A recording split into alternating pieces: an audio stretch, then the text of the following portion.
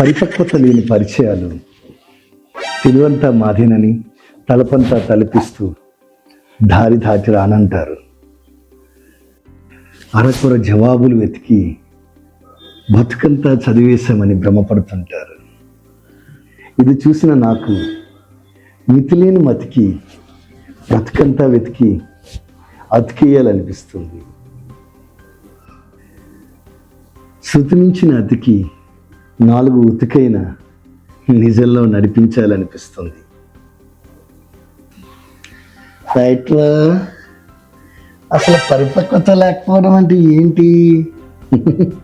అదేరా నిబ్బా బ్యాచ్.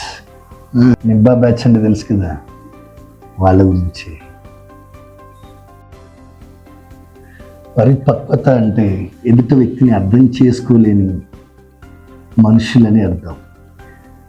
పరిపక్వత లేని వాళ్ళంటే నిజానికి చెప్పాలంటే నిబ్బా బ్యాచ్ అని అర్థం.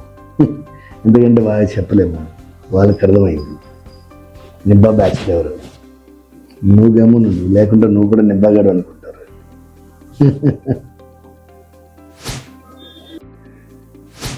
ఓడి అమ్మ రైట్రో, ఏమీ అర్థం కాలేదు కానీ బలి చెప్పు, బాగా చెప్పు. Good good.